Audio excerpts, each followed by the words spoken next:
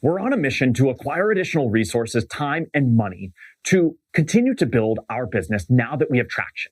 We've been through the legal, the incorporation, getting this entity organized, and all the other legal considerations. Now it's time to build out the financial model that demonstrates our path to our ultimate vision that we were looking at going all the way back to Tactic One with goals. There are a variety of differences between startup finance and corporate finance. In startup finance, the sources of funding are different. There's far more risk involved, and there's a lack of historical data. That lack of historical data means that everything that we are doing is rooted in assumption and hypotheses. So we need to come up with a compelling story that demonstrates how we get there. There are so many elements of startup financial literacy that you need to understand.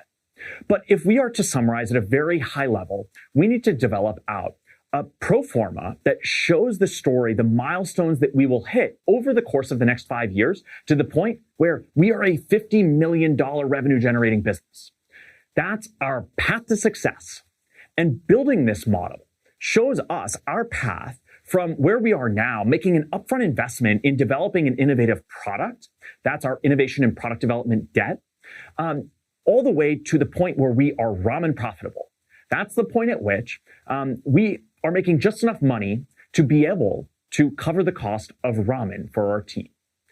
Our path there ultimately leads us to exponential growth because the product we've developed is an innovative product that can be exported globally to reach that scale, to reach the impact that we seek to have.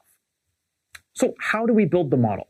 Well, the first step in building our financial model, our pro forma, is to define our sales plan. How many different units of the product will we sell to how many customers, at what price points, at what frequency, and what additional support revenue will we have? Our revenue plan demonstrates all the money that we will bring into the business over the course of the next 5 years. From there, we're going to go and look at some of the different staffing needs that we will have as it relates to our business. Beyond the revenue that we'll bring in, we need to look at the number of people that we need in this organization to achieve those sales numbers. This includes all the individuals in the organization, across our engineering, across our sales, marketing, and otherwise. We'll look at the number of people who we need in each different role, as well as the amount of money that we need to compensate them. That's looking at both their salary and the expenses that we will incur well beyond their salary in terms of benefits or overhead. We'll look at all of the other expenses that we incur, our operational expenses, whether capital or operating. We'll look at our general and administrative expenses. We'll look at our sales and marketing expenses. We'll look at our research and development expenses and the other expenses that help us achieve the metric that we've set out in that sales plan. For us, as we build this model, ultimately what we're going to look at is how much money we need to invest to achieve those metrics. The metrics that we are looking at here in the financial model should reflect the goals that we set all the way back in Tactic One.